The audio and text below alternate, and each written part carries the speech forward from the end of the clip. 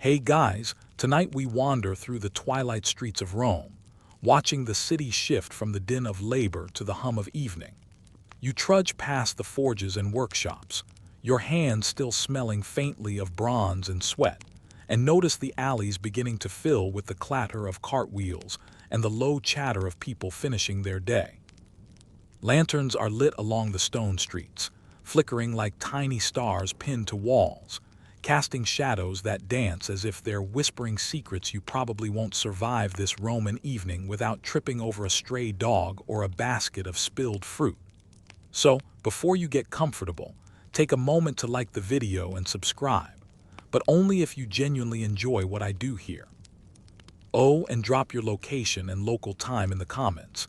It helps me imagine exactly where you're snoozing or avoiding snoozing right now.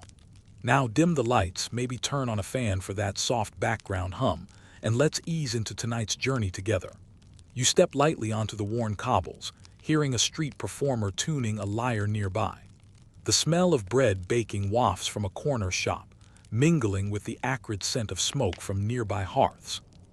Children chase each other around fountains, their laughter ricocheting off stone walls in a rhythm that almost feels orchestrated. You notice the baker, still dusted in flour, exchanging nods with a fishmonger whose stall glimmers with silver scales. Historians still argue whether Romans truly felt the city's pulse in this communal way, or if most simply rushed home to their evening meals. But standing here, you sense a living, breathing organism made of voices, scents, and motion. A vendor calls out, selling garum and olives, and you realize just how integrated work and leisure are in these streets. The ordinary laborer, the seamstress, the shoemaker, they all leave their shops with a similar mixture of exhaustion and anticipation.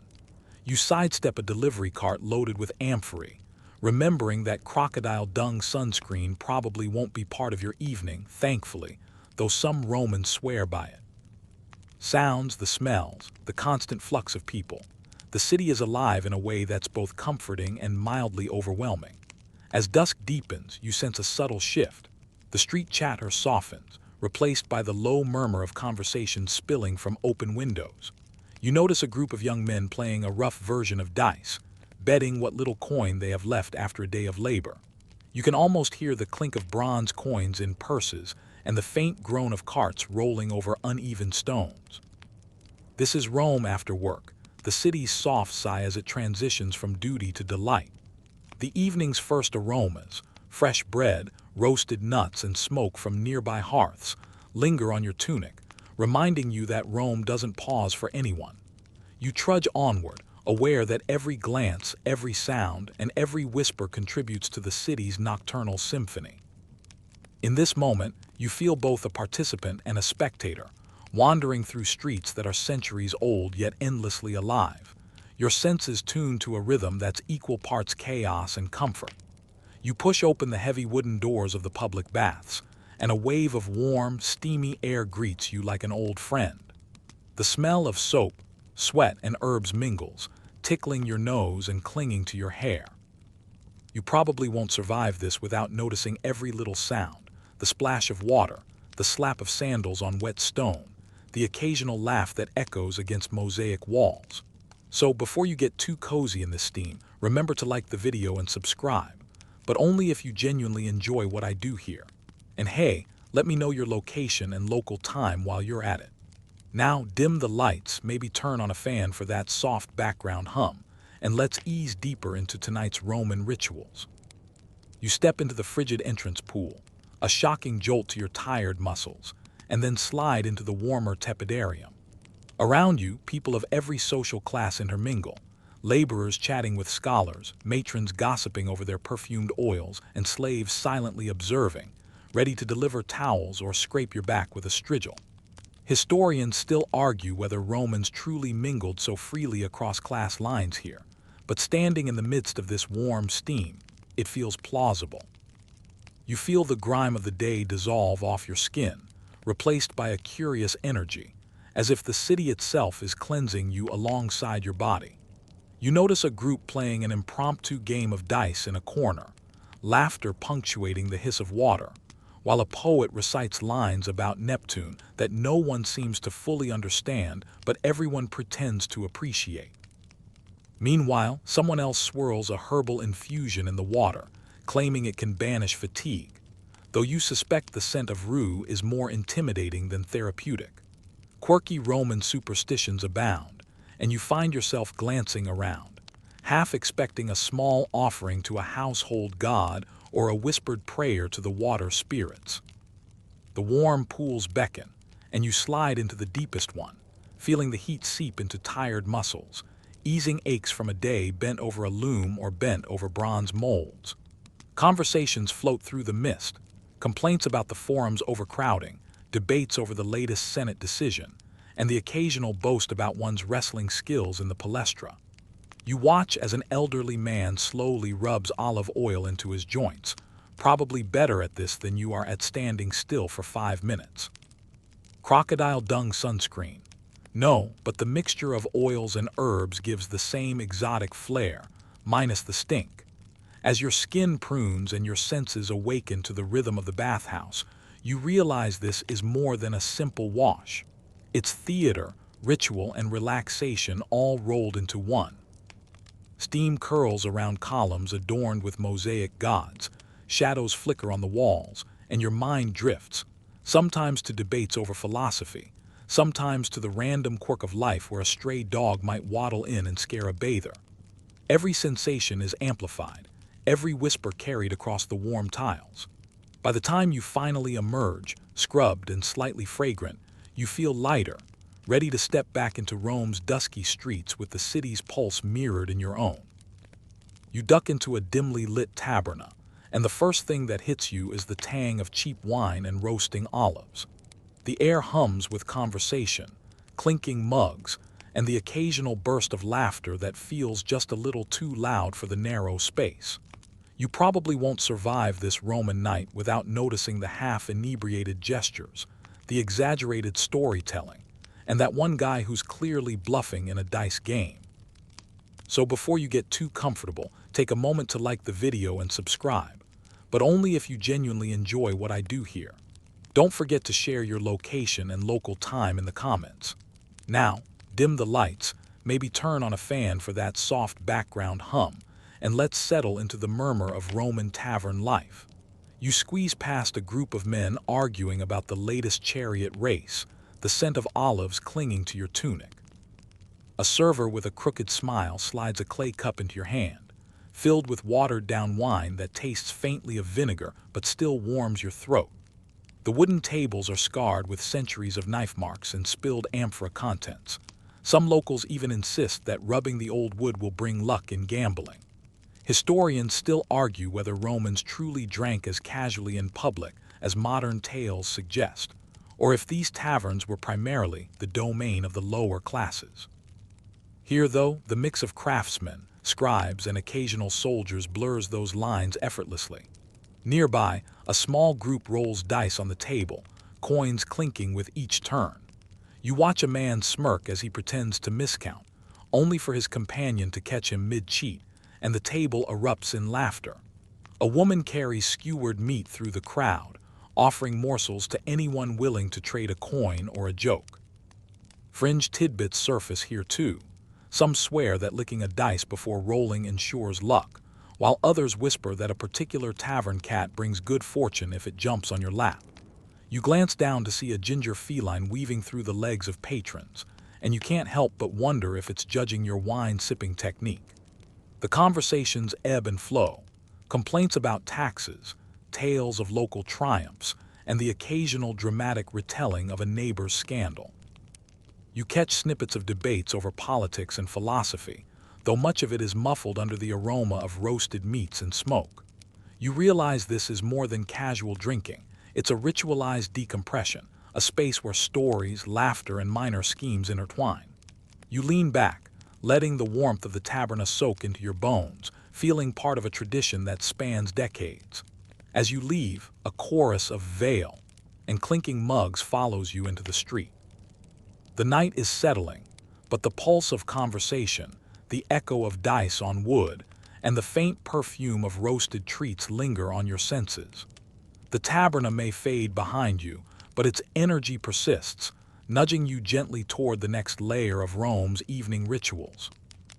You meander toward the street vendors now, lured by the tang of sizzling oil, warm bread, and that unmistakable punch of fermented fish, garum, the Romans' beloved condiment that you probably won't dare smell too closely without wincing.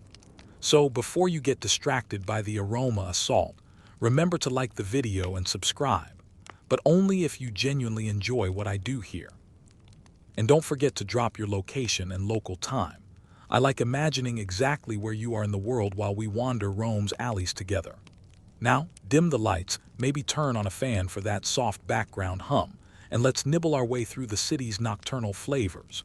You approach a vendor balancing baskets of olives, round loaves, and tiny pastries glazed with honey. The baker waves, calling out the day's specials: fresh pannies, some dipped in poppy seeds, others with a smear of cheese. You grab a piece, letting the crust flake slightly between your fingers before biting down. The taste is simple but satisfying, a small pleasure after a long day of labor. Historians still argue whether these snacks were truly part of everyday Roman diets or more of a treat for those with disposable coins, but the streets tell a different story. Everyone seems to grab what they can. Across the alley, a fishmonger spreads salted fish on a worn table. You wrinkle your nose at the smell, yet oddly find yourself drawn to the display. Fringe tidbits float through your thoughts. Some locals sprinkle a pinch of garum directly on their bread, while others insist that dipping it in wine improves the flavor. You watch a child sneak a small herring, hoping no one notices, and can't help but smile at the timelessness of that mischievous logic. As you move along, the rhythm of the city persists: clanging pots, shouted prices, and the occasional bray of a donkey carrying supplies to another street. You notice a couple of men arguing over the freshness of bread, gesturing wildly while trying not to drop their coins. You remember that earlier, you passed a similar scene at the taberna with dice. Humans clearly haven't changed much over the centuries. The tactile experience, the texture of olives, the weight of bread, the stickiness of honey, is amplified by the waning sunlight, painting the streets in a warm, golden hue. You pause at a corner shrine, tossing a coin into the small dish and whispering a half-serious prayer for luck with your evening snack. The smells, textures, and minor rituals mingle, a sensory collage that's uniquely Roman. By the time you wander onward, your tunic carries hints of honey, bread, and a faint briny tang, a souvenir of the city's night, reminding you that even after work, Rome insists on being savored, one bite, one scent, one step at a time. You notice a small shrine tucked between two crowded shops, the flicker of a tiny oil lamp casting long shadows across stone carvings. The air smells faintly of incense and burnt offerings, mingling with the ever-present scent of bread and sweat from the nearby streets. You probably won't survive this evening without tossing a coin or mumbling a prayer, even if half of it is just to amuse yourself. So, before you drift further into Rome's twilight rituals, take a moment to like the video and subscribe, but only if you genuinely enjoy what I do here. And don't forget to post your location and local time. Now dim the lights, maybe turn on a fan for that soft background hum, and let's tiptoe through the devotional side of Roman nights. You stoop to toss a coin into the shrine's offering dish, hearing the satisfying clink of bronze as it settles among others. Around you, people bow their heads briefly, whispering prayers to household gods, Fortuna, or perhaps to some minor deity whose name you don't even recognize. Historians still argue whether Romans were devout out of true belief or simply for habit and social expectation. But standing here, you feel a quiet tension between reverence and routine. Fringe practices abound. Some people stroke a statue's nose for luck, others leave small pieces of bread as offerings, probably the ancestors of our modern good luck charms. A woman lights a bundle of incense, the smoke curling in hypnotic spirals above your head. The scent is sharp and slightly sweet, tickling your senses while you glance at the nearby temple doors, imagining the more formal ceremonies happening inside. You pass a man who murmurs to himself, perhaps asking for favor in love or wealth.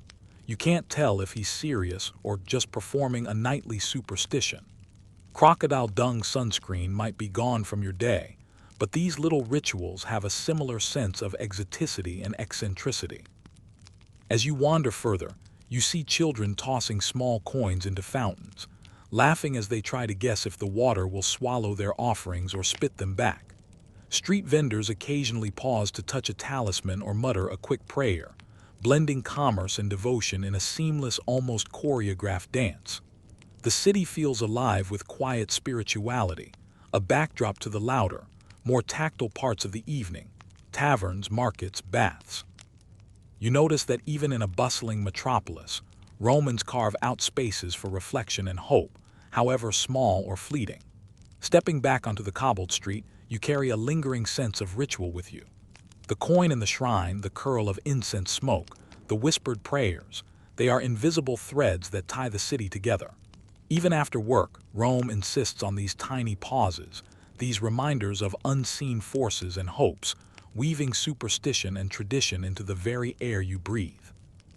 You return to your domus, the familiar creak of the wooden door signaling the shift from public chaos to private ritual. The stone floor is cool under your sandals, and the faint smell of recently swept dust mingles with the lingering aroma of bread and wine from the streets.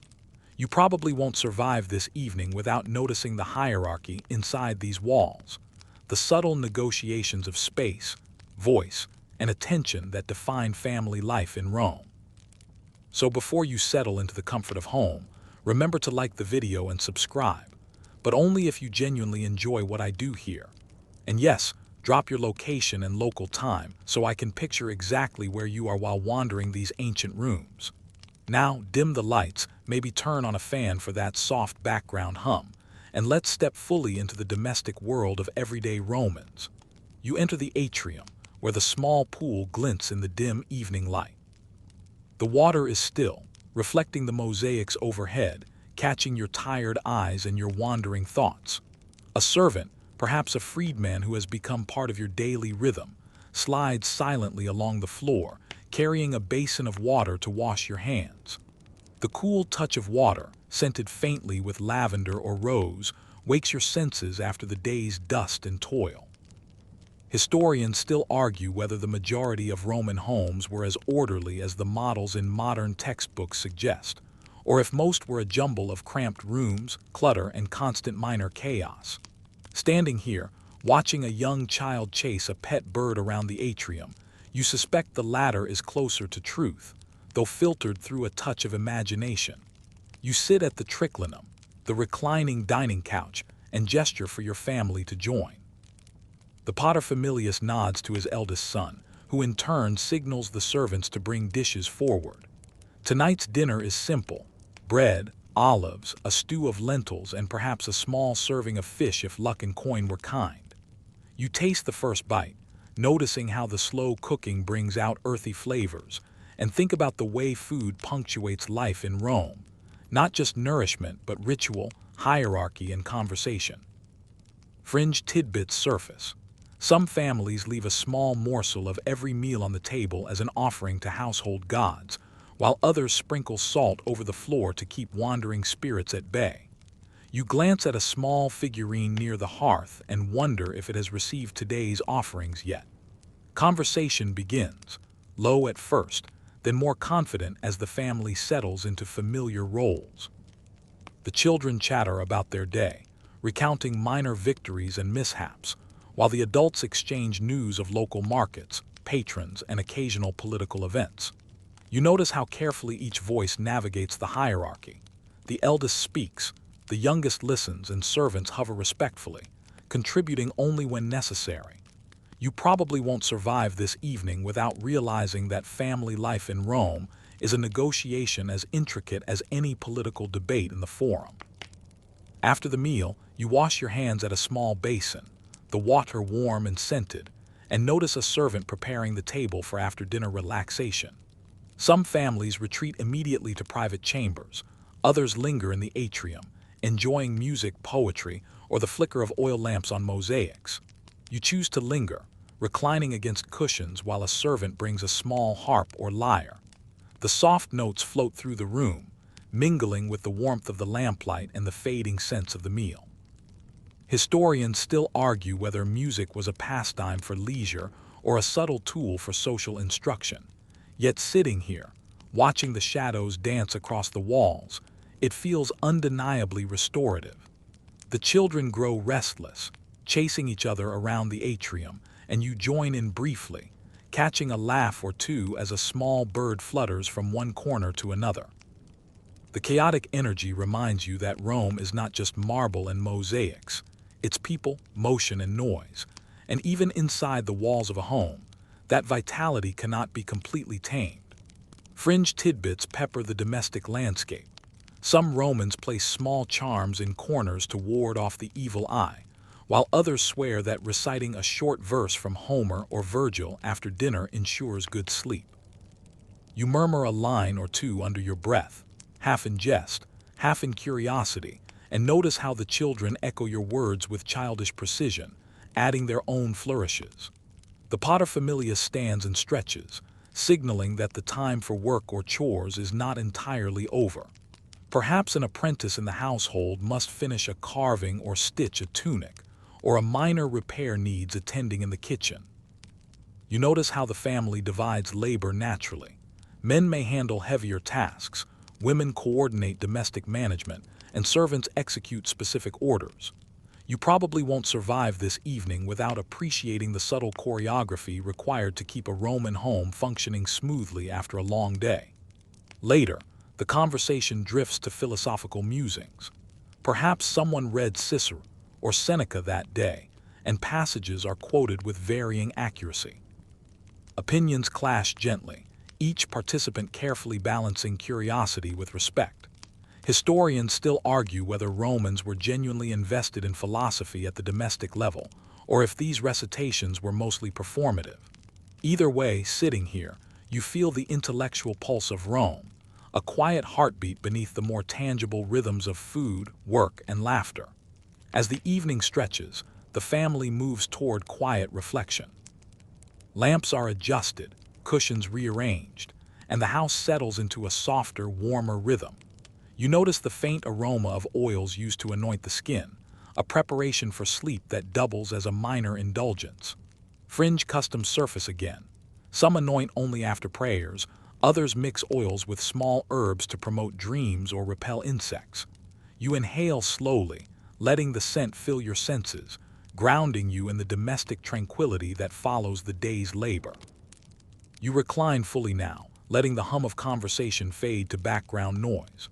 Children are ushered to bed, servants quietly leave the atrium, and the paterfamilias nods for silence. You reflect on the textures of the day, the rough stone of the streets, the warmth of the baths, the salt and sweetness of food, and realize that domestic life is both continuation and counterpoint to public life. It's intimate, often chaotic, and sometimes ritualistic, yet entirely human. You notice the slight draft from an open window, carrying incense from the street, roasted nuts, distant smoke, and the faint echo of a musician practicing nearby. By the time you finally lean back against cushions and close your eyes for a brief pause, the domus has transformed into a cocoon of warmth, light, and minor domestic symphonies. The household gods, the echoes of laughter, and the scents lingering in the air blend into a comforting tableau. You probably won't survive this evening without noting how deeply intertwined family, ritual, and daily labor are in Roman life. Every gesture, every shared morsel, every whispered story contributes to a rhythm that sustains the household just as much as the city sustains the streets outside. As you prepare to rise and continue your evening into more leisurely pursuits, the home feels like an extension of the city, vibrant, chaotic, full of minor disputes and shared joys. You stretch your legs, ready for the next layer of Roman life, entertainment, conversation, and cultural rituals, knowing that even within these walls, the pulse of Rome continues. The smell of waxed lamps, the soft clatter of trays being cleared, and the distant laughter of a neighbor's child weave together a sensory memory you'll carry with you as you step back into the quiet hum of evening activities. You settle into the atrium, the the soft glow of oil lamps casting long shadows across the mosaic floor, and realize that the day's labor is behind you, but the evening is far from over. Entertainment is not a mere luxury in Rome. It's woven into the fabric of domestic life. You probably won't survive this evening without noticing the subtle, constant interplay between culture, relaxation, and social hierarchy. So before you sink fully into the music and storytelling, remember to like the video and subscribe, but only if you genuinely enjoy what I do here. And while you're at it, drop your location and local time in the comments so I can imagine exactly where you are as we drift through this Roman night. Now, dim the lights, maybe turn on a fan for that soft background hum, and let's dive into the quiet heartbeat of Roman domestic culture. A servant enters with a small lyre, tuning the strings carefully while a child peers over curiously. The first notes pluck at the air, delicate and reverent, yet playful, teasing your senses awake after a long day of walking, bargaining, and bathing. Music in Rome is both education and entertainment. Historians still argue whether the average household genuinely appreciated these performances or tolerated them to cultivate social prestige. But as you sit here listening, the distinction seems irrelevant. The sound itself is intoxicating, a gentle lure into the sensory richness of Roman evenings. Fringe tidbits appear in your peripheral awareness. Some families insist on playing specific songs at particular hours, believing it shapes mood and luck, while others claim that singing in intervals prevents evil spirits from settling in quiet corners. You strum a finger along the edge of the couch, half in jest, half curious whether such old superstitions might have a kernel of truth. Poetry readings follow the music, often recited by a young apprentice eager to demonstrate memorization skills. Lines of Homer or Virgil flow through the atrium, bouncing off walls and columns, and you probably won't survive without being momentarily swept up in their cadence. The verses are not merely entertainment. They are conversation starters, frameworks for moral lessons, and subtle reflections on the human condition. You glance at the paterfamilias, who nods along, signaling approval or offering minor corrections, reinforcing the household's intellectual rhythm. You notice that even the youngest children are encouraged to repeat lines aloud, learning both language and the art of dramatic emphasis. Nearby, an elderly woman recounts a minor family scandal with exaggerated gestures, her hands slicing through the lamplight in a performance of theatrical precision. The story makes you chuckle softly, the faint echo of laughter mingling with the music, a human punctuation mark in the otherwise structured evening. Fringe practices show up here too. Some Romans pause mid-story to sprinkle water or touch the hearth for luck, while others believe that recounting misfortunes with humor protects the household from real calamity. You probably won't survive this part of the evening without acknowledging the delicate balance between amusement and superstition that shapes every interaction. As the night deepens, the rhythms of music and storytelling intertwine with other forms of leisure. A servant enters with a small board for a game of latrunculi, an ancient Roman strategy game resembling chess. Pieces are moved with careful deliberation, and bets are placed with small coins, the stakes more symbolic than substantial. Historians still argue whether strategy games were widely played across social classes or primarily confined to the educated elite. But here, the mix of children, apprentices, and adults suggests a broader appeal. You lean forward to observe, appreciating how the game fosters tactical thinking, patience, and gentle rivalry, skills that echo the very political debates being held elsewhere in the forum. Between games, music, and storytelling, discussions arise naturally. Opinions on the latest Senate decrees, philosophical quandaries, or even local gossip are voiced in soft tones, blending into the ambient noise of evening.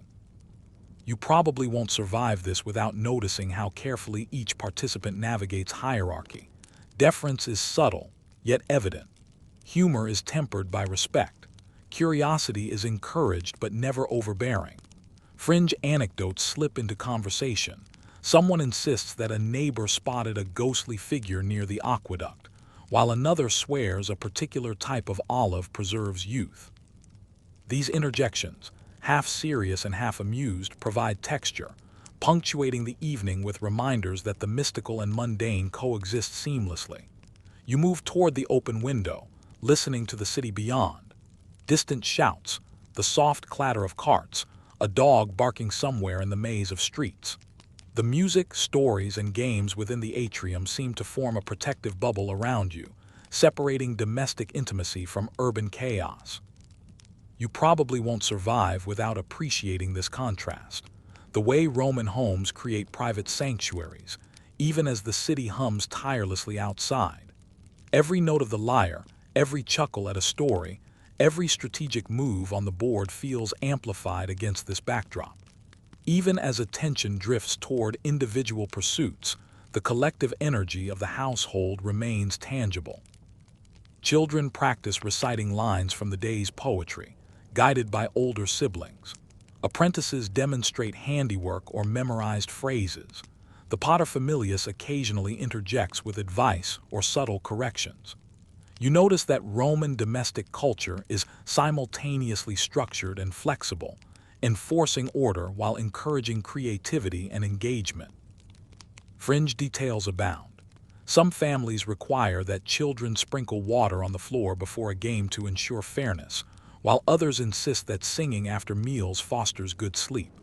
You hum a simple tune, feeling it resonate with the walls, the lamps, and even the faint drafts of evening air, a living link to countless evenings past. Dinner dishes are cleared quietly, leaving behind traces of olive oil, crumbs, and the occasional dropped grape. A servant polishes surfaces, gliding silently across the mosaic tiles, while a child practices delicate finger movements on a miniature lyre. The evening is entering its rhythmical plateau, activity balanced with relaxation, noise softened by shadows and lamplight. Historians still argue whether these domestic routines were a luxury of the wealthy or a pervasive practice among all social strata. Observing the household now, it's easy to imagine that every Roman, regardless of wealth, carved some space for music, storytelling, and subtle social instruction within the confines of home. As hours stretch forward, the interplay of sensory detail, music, scent, warmth, soft laughter, creates a cocoon around you. You probably won't survive this evening without noticing the layering of life, education interwoven with leisure, social instruction tucked inside humor, and ritual nested in seemingly ordinary acts. The household's energy slows gradually, a gentle decrescendo after the earlier crescendo of music, games, and stories. Even minor superstitions, the sprinkling of water, the subtle touch of a figurine, the muttered verse, signal transitions, anchoring the rhythm of Roman domestic life. Eventually, the lyre is set aside, the children are coaxed to bed, and the house softens further. You recline in the atrium, letting the warmth of the lamps and the gentle shadows lull your senses. Conversations fade into murmurs, games are paused, and only the occasional soft shuffle or whispered word remains. Fringe details linger in your mind. Perhaps the pet cat curls near a servant's feet, or an unnoticed oil lamp flickers, sending a pattern of light across the ceiling. You notice that even in these quiet moments, Rome's vitality persists, hidden in minor rituals, soft textures, and the invisible pulse of human presence. Finally, you close your eyes briefly, allowing the household's rhythm to merge with your own. You probably won't survive this evening without recognizing the intimate power of domestic life in shaping thoughts, emotions, and memory. Music, games, storytelling, and minor rituals combine to create a space where education, amusement, and reflection coexist. As sleep or gentle dozing begins to tempt you, you carry with you the echoes of poetry, the warmth of lamps, and the faint scent of olive oil, a sensory tableau that anchors the household and the city together in a quiet, intimate harmony. You rise from the soft cushions of the atrium, brushing off crumbs of bread and the faint dust from the day's work, and decide to wander back into the markets for one last round of evening errands.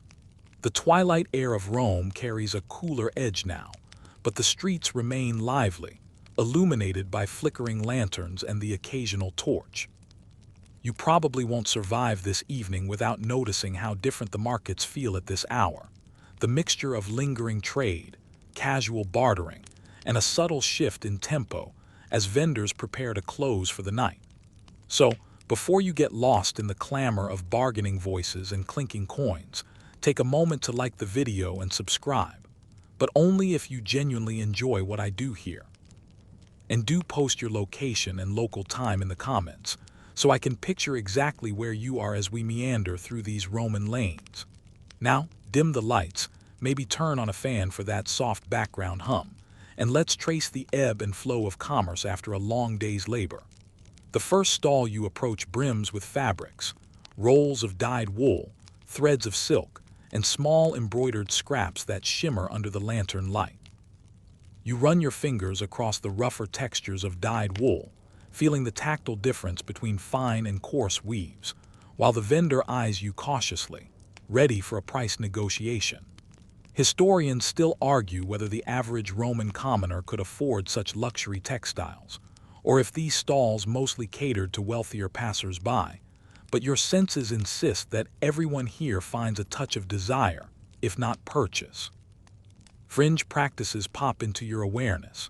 Some buyers believe that brushing fabric against the nose ensures its true color and luck in sewing, while others insist on a small prayer to Fortuna before exchanging coins, lest the transaction go poorly. You probably won't survive this evening without imagining someone whispering a hopeful charm while bartering over scraps of silk. Across the alley, a spice vendor lays out small bowls of fragrant powders, coriander, cumin, and a pinch of the elusive silphium, long vanished yet still whispered about in stories. The scent is intoxicating, mingling with the faint aroma of roasted nuts and smoke from nearby hearths. You pick up a small jar of cumin, feeling its weight in your palm and imagining the flavor it will bring to the next stew or bread. Fringe tidbits float through your mind. Some families insist that carrying a small amount of silphium could improve fertility, while others swear that cinnamon wards off bad dreams. You probably won't survive this evening without noting that even the most ordinary exchange carries layers of ritual, superstition, and tactile pleasure. You pause at a stall selling lamps and small oil vessels, the clay smooth and faintly warm from the day's sun.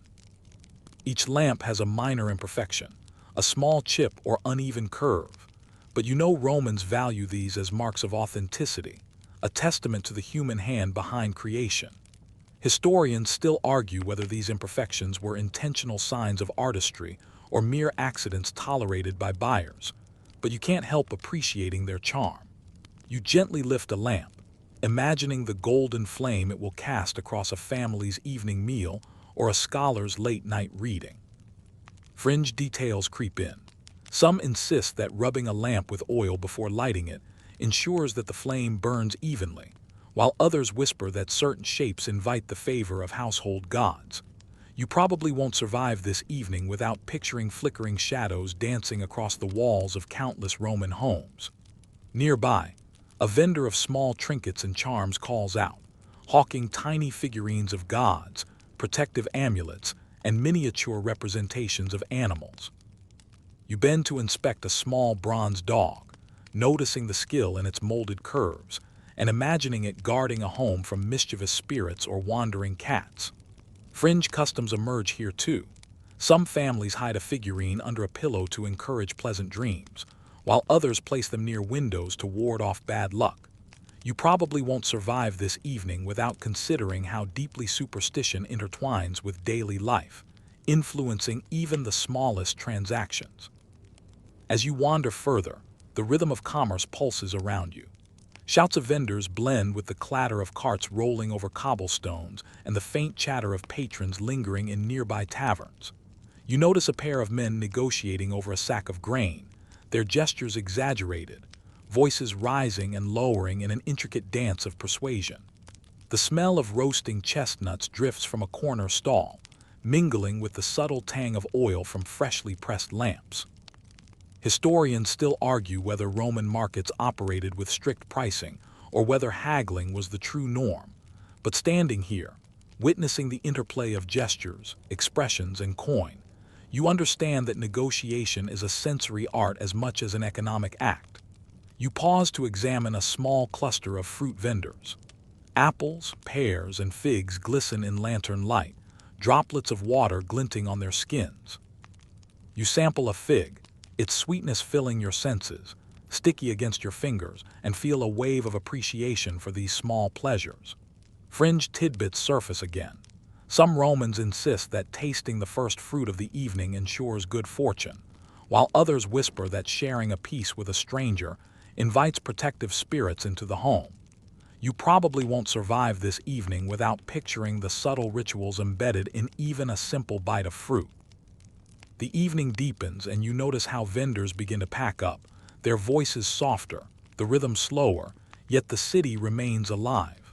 Children dash between stalls, laughing, while apprentices help with baskets, carrying goods with careful steps. You probably won't survive this evening without noticing how commerce and social interaction are inseparable. A negotiation over cloth, a shared joke at a fruit stand, a whispered charm before paying, all form a mosaic of Roman life as vivid and intricate as any mosaic on a villa floor.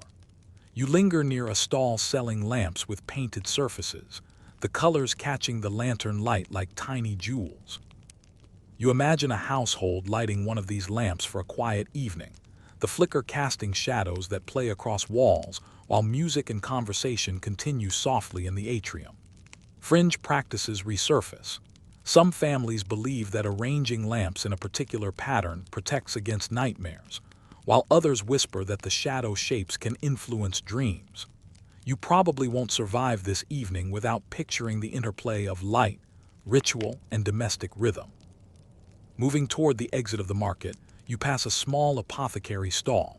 Jars of herbs, dried flowers, and powders fill shelves, their scents mingling mint, thyme, and the sharp tang of crushed roots. You touch a small sachet, imagining it hung over a door or tucked in a pillow. Historians still argue whether these apothecary items were primarily medicinal or largely symbolic, yet standing here, it feels obvious that practicality and ritual coexisted seamlessly. Fringe knowledge surfaces.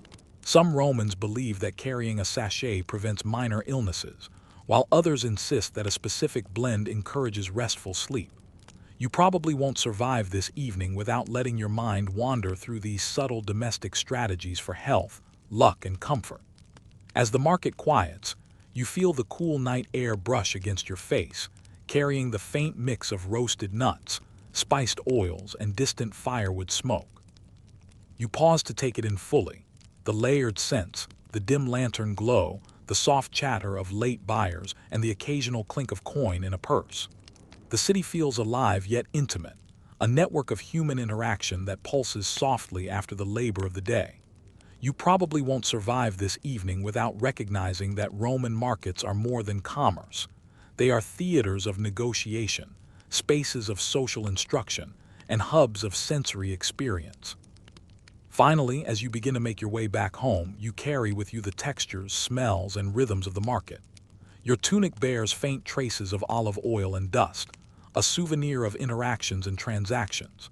You have witnessed the subtle interplay of commerce, superstition, and sensory delight, where even the smallest act, tasting a fig, handling a cloth, exchanging coins, carries layers of meaning.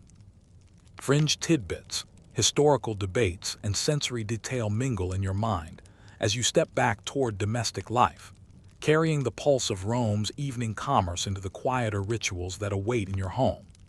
You return to your domus with the evening air cool against your skin, the distant sounds of carts and conversation fading behind you, yet a lingering energy from the city trails like an invisible cloak. You probably won't survive this part of the night without noticing how some Romans, even after a full day of work and wandering markets, continue labor in quieter, more domestic ways. So, before you ease into the next layer of activity, take a moment to like the video and subscribe, but only if you genuinely enjoy what I do here. And do share your location and local time in the comments. I love imagining exactly where you are while Rome hums quietly around you. Now dim the lights, maybe turn on a fan for that soft background hum, and let's explore the industrious edge of the evening, where craft, skill, and minor labor extend past sunset. The atrium greets you with soft lamplight, reflecting off mosaics and the small pool at its center. The children are tucked away for now, and a servant silently places a tray of oils and brushes on a low table near your workbench. Tonight, like many others, you choose to continue tasks begun earlier in the day, repairing tools, finishing woven items, or shaping small artifacts for sale or household use. Historians still argue whether Romans routinely extended their labor into the evening, or if such practices were confined to artisans. But standing here amid scattered materials and tools, it feels both necessary and natural. Fringe tidbits float to mind. Some craftsmen insist that working after the sun sets ensures that minor mistakes are easily corrected under lamp light, while others whisper that certain hours are auspicious for shaping clay or cutting wood, a belief blending superstition with practice. You pick up a chisel and examine a small piece of marble, feeling its weight, coolness, and grain beneath your fingers. Every stroke requires concentration, patience, and care. The act is meditative in its rhythm, allowing thoughts to drift gently as hands do the precise work. You probably won't survive this evening without noting the delicate balance between skill and instinct, between artistry and function. Nearby, a young apprentice hovers, eager to learn but cautious of your eyes watching each motion. You instruct him in subtle gestures, how to angle a tool, how to judge pressure, passing on knowledge that blends technique with intuition. The presence of another person adds warmth to the labor, reminding you that work in Rome is rarely solitary. It is both personal and communal. Somewhere in the background, a small loom clicks and clacks as threads shift under a practiced hand, producing cloth destined for tunics or decorative purposes.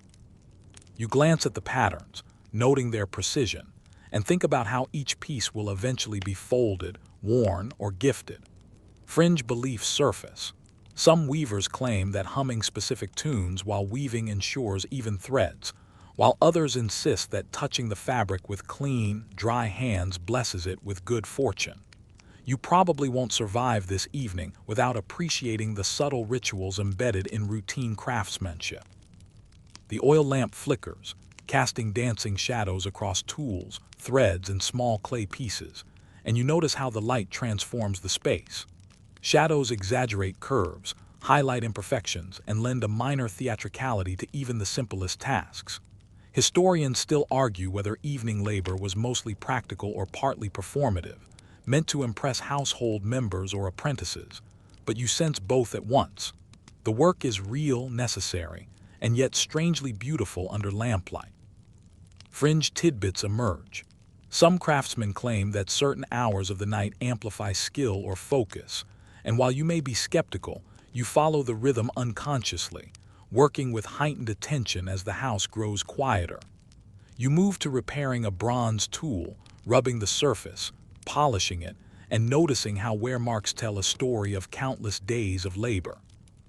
You probably won't survive this evening without reflecting on the way Romans engaged with objects as extensions of their daily life: tools, vessels, textiles, all bearing traces of use, care, and ritual. Nearby, an apprentice practices sharpening a small knife, and you offer subtle corrections, reminding him to maintain consistency in pressure and angle.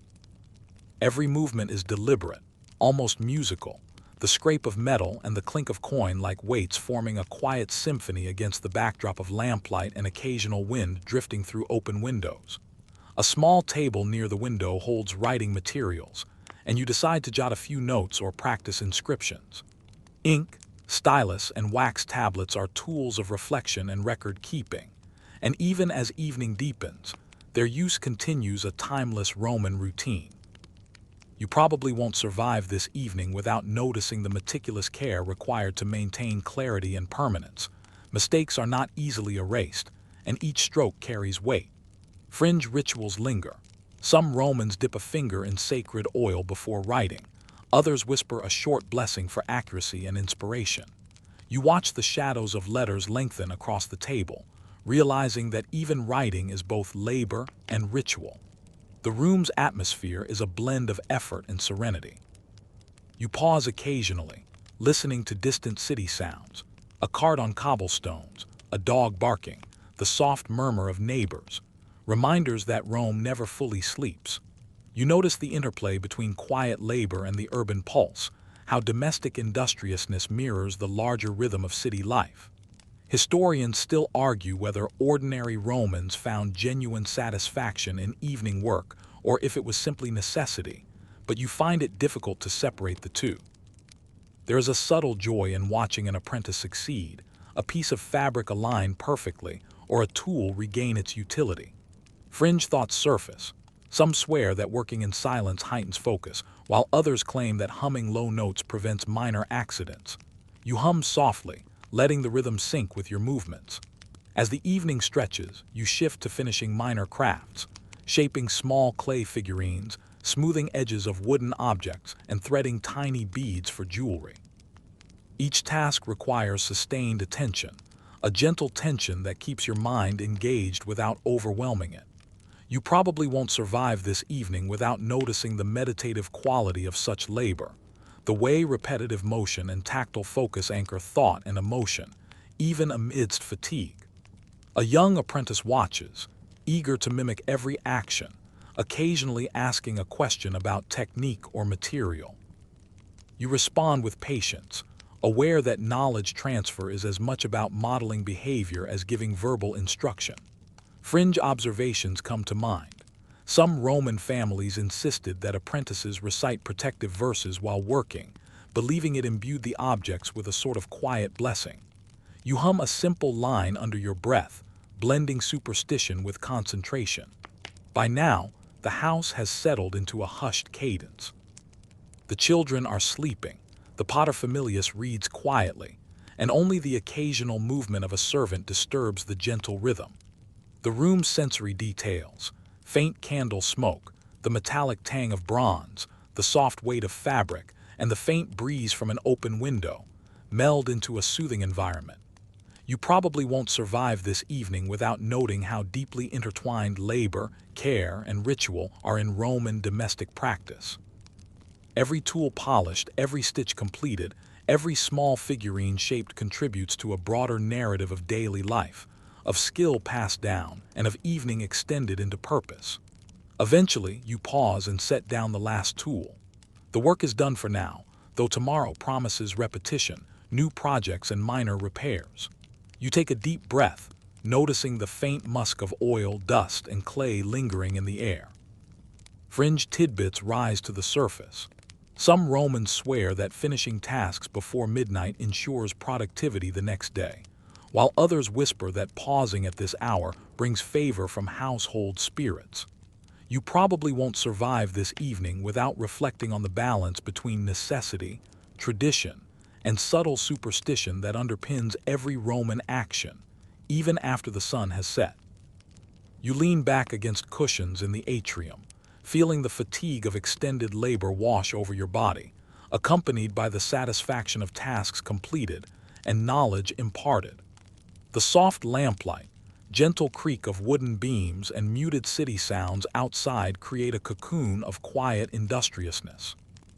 You probably won't survive this evening without recognizing the enduring rhythm of Roman domestic labor, the blend of practicality, care, apprenticeship, and ritual that extends life beyond daylight into a contemplative, tactile, and sensory-rich evening. The room, now still, bears the faint marks of activity: smoothed clay, aligned threads, and polished tools, each a testament to human effort and subtle artistry. Finally, as you stretch and prepare to shift toward more leisurely pursuits, games, music, or reflection, you carry the quiet hum of industrious life with you. The act of labor, though now complete, leaves traces in the senses and mind. The faint metallic scent of bronze, the softness of fabric against fingers, the memory of rhythm in repetitive motion. Fringe observations linger. Some Romans swear that tools retain part of the maker's energy, while others insist that finishing work in the glow of lamplight encourages skill to flourish. You probably won't survive this evening without appreciating how labor, learning, and ritual converge in these quiet hours, forming a foundation for every other domestic and social interaction that will follow in the night. You finally push yourself away from the workbench, dusting off your tunic and stretching stiff muscles that have borne the weight of both day labor and evening craftsmanship. The atrium feels cooler now, the air softened by a faint breeze from an open window and the gentle hum of distant city life. You probably won't survive this part of the evening without noticing the transition from labor to leisure, a subtle shift in posture, focus, and even breathing that signals the body and mind are ready for more contemplative pleasures. So, before you settle fully into relaxation, take a moment to like the video and subscribe, but only if you genuinely enjoy what I do here. And drop your location and local time, so I can picture exactly where you are as we wander the quieter, more intimate layers of Roman evenings. Now, dim the lights, maybe turn on a fan for that soft background hum, and let's move into the rich world of domestic amusement and quiet reflection. You settle onto cushions in the triclinium, the reclining couch that has served as both dining and gathering space throughout the day. The children are already asleep, their soft breathing a comforting rhythm against the faint clatter of servants tidying the atrium. A servant places a small cup of watered wine on the low table, its faint aroma mingling with the lingering scent of oils, bread crumbs, and polished bronze. Historians still argue whether Romans truly savored these moments of quiet leisure or treated them as perfunctory breaks, yet the atmosphere feels deliberate, crafted, and unmistakably intimate. Fringe details surface. Some families claim that sipping wine slowly after labor wards off fatigue and ensures pleasant dreams, while others insist that humming softly while reclining enhances the wine's potency and taste. You probably won't survive this evening without savoring the delicate interplay between relaxation, ritual, and sensory indulgence. Music begins to drift through the atrium, this time softer, more contemplative than the earlier bursts of lyre and harp. You watch as an apprentice gently plucks the strings of a small cithara, each note curling into the lamplight and mingling with the faint aroma of roasted nuts from the kitchen. You probably won't survive this evening without noting how Romans used music not just for entertainment, but for shaping mood, reflection, and subtle social instruction. Historians still argue whether music in the evening was intended primarily for education, amusement, or spiritual harmony, and perhaps the answer is all three. Fringe practices appear again. Some believe that the particular time at which music begins in the evening influences sleep quality, while others insist that humming along with the tune brings good luck to the household. You hum softly along, letting your voice join the resonance of the room. As the notes settle, conversation arises in muted tones. You overhear discussions about political gossip, philosophical reflections, and minor neighborhood scandals, all conveyed with gentle gestures and careful respect for hierarchy. You probably won't survive this evening without noticing how even leisure in Rome is structured. Humor is tempered, opinions are measured, and social roles are maintained even in the quiet intimacy of home. Fringe beliefs permeate the background. Some assert that laughing loudly after sunset draws mischievous spirits, while others whisper that a soft chuckle ensures dreams are filled with pleasant images. You smile to yourself, realizing that superstition and etiquette are interwoven, shaping both action and thought. Nearby, a small game of latrunculi is arranged on a polished board. Pieces are carefully set, some ivory, some bronze, and you watch as a young apprentice learns strategy from a more experienced household member. The movements are deliberate, the thought behind each placement reflective, and you probably won't survive this evening without appreciating the quiet teaching moment that mirrors the city's broader lessons of strategy, patience, and foresight. Historians still debate whether such games were primarily for leisure or for cultivating tactical thinking for future civic or military duties, but the act itself is meditative, a bridge between labor and intellectual engagement. Fringe details emerge. Some swear that placing a piece in a certain way at night brings foresight in waking life, while others insist that whispering a short incantation before moving a piece enhances skill. You chuckle softly, half in jest, half curious. As the evening stretches, you rise to tend the household shrine once more. The small oil lamp flickers, casting a golden glow across figurines and household gods. You probably won't survive this evening without noticing how deeply integrated domestic religion is into routine and leisure. A quiet prayer is offered, coins are placed, and incense curls into the air, mingling with the faint aroma of food and polished stone. Fringe tidbits surface. Some Romans whisper that turning the lamp 3 times clockwise while offering prayers ensures the deity's attention, while others leave small morsels of bread for household spirits.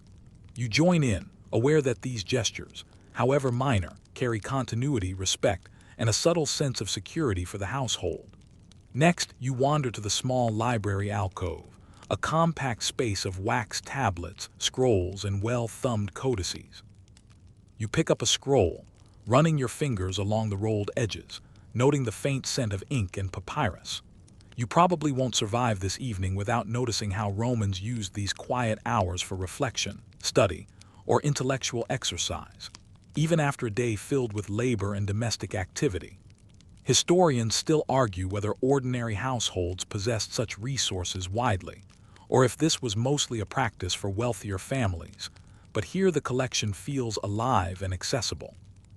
Fringe practices emerge.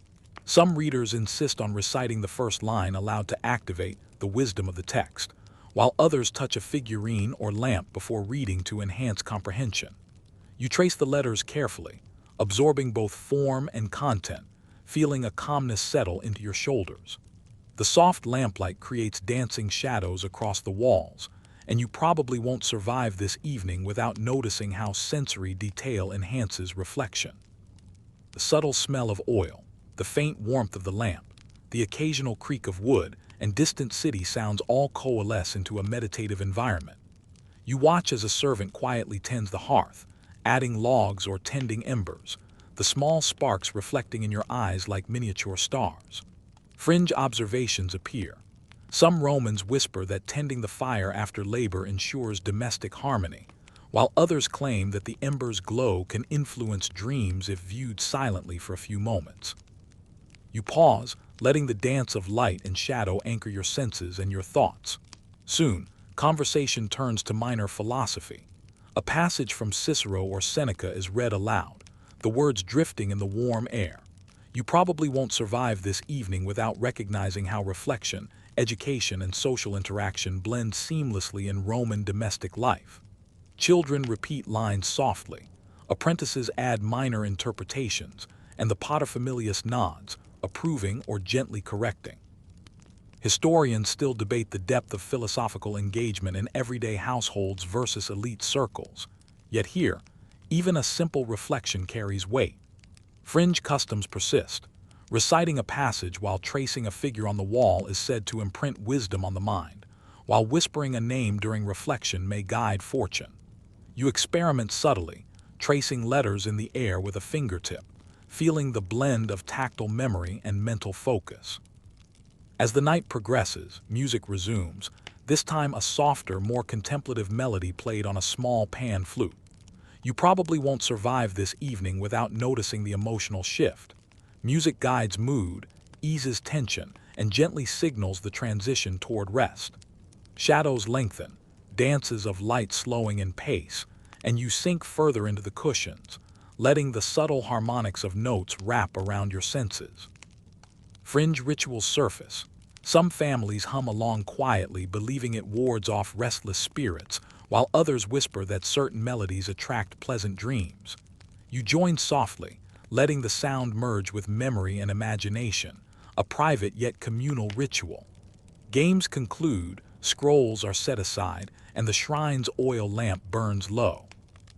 You probably won't survive this evening without appreciating the orchestration of domestic leisure. Learning, amusement, reflection, and ritual all entwined seamlessly. The house has slowed, yet retains its vitality in quiet, subtle forms, the flicker of a candle, the faint aroma of incense, the whisper of a turn of the page. Fringe knowledge lingers.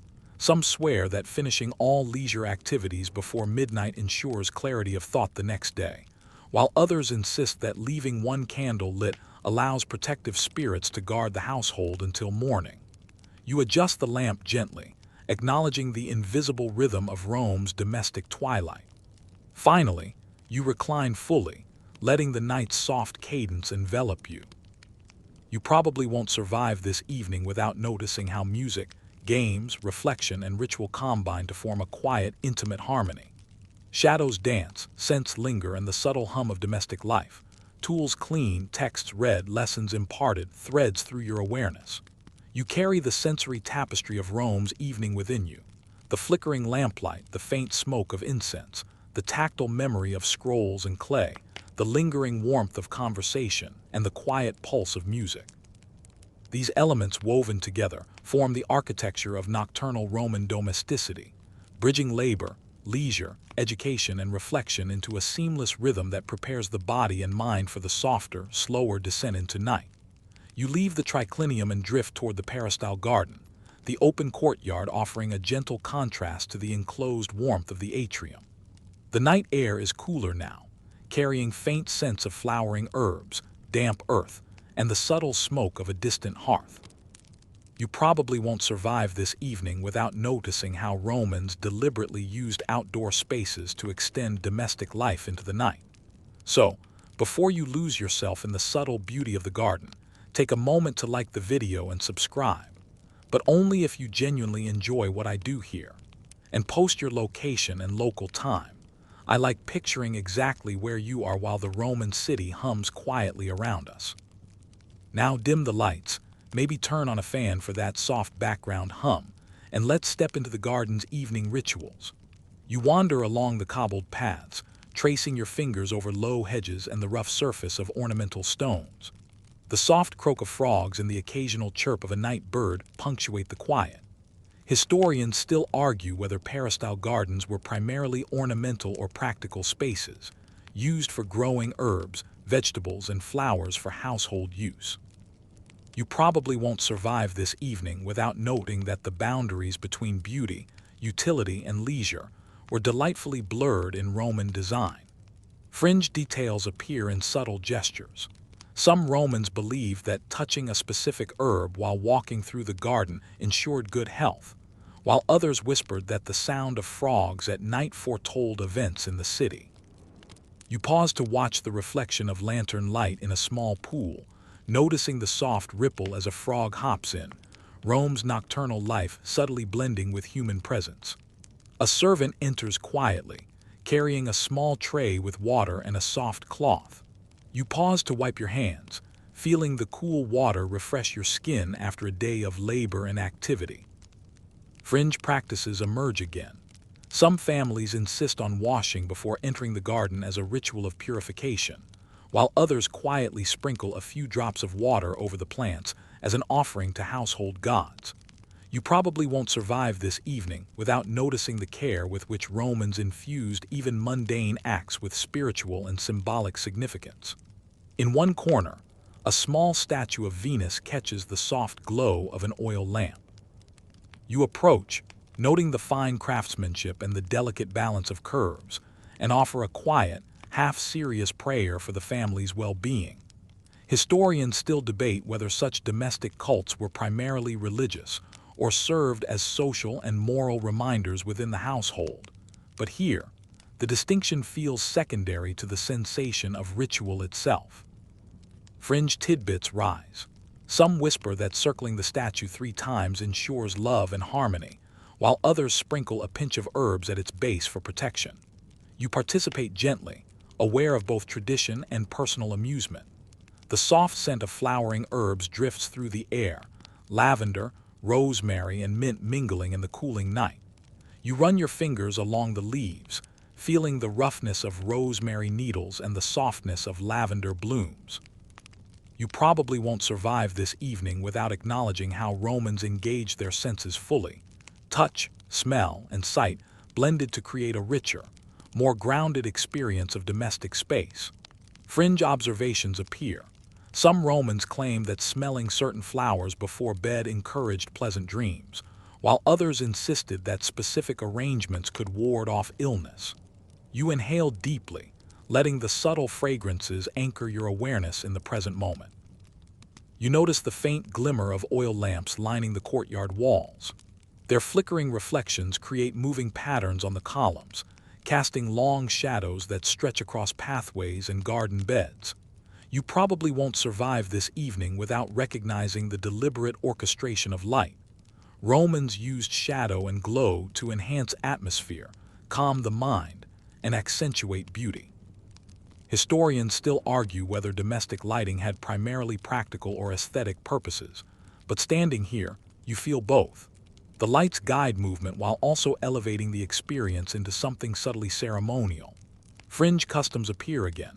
Some families believed that positioning lamps in particular patterns invited protective spirits, while others swore that the lamps' reflections encouraged creativity and insight. You pause, letting the dance of light and shadow settle in your senses. A soft sound catches your attention, water dripping from a small fountain, pooling into a shallow basin. You kneel briefly to touch the cool water, feeling the smooth stones beneath your palm. Fringe rituals surface. Some Romans whispered that listening to the fountain's rhythm before sleep promoted restful dreams, while others believed that dipping fingers into moving water absorbed fortune or luck for the next day. You probably won't survive this evening without noticing how Romans intertwined practical features, like fountains for drinking and cooling, with spiritual and sensory significance. You wander past a small bed of vegetables, a mix of lettuces, onions, and herbs. The moonlight gleams faintly on dew-covered leaves, and you probably won't survive this evening without appreciating the subtle continuity of daily life. Cultivation, care, and minor observation extending even into night. Historians still debate whether urban Romans depended heavily on domestic gardens for sustenance, or if these were largely symbolic, but the physical presence of plants, their care, and their sensory impact are undeniable. Fringe knowledge emerges.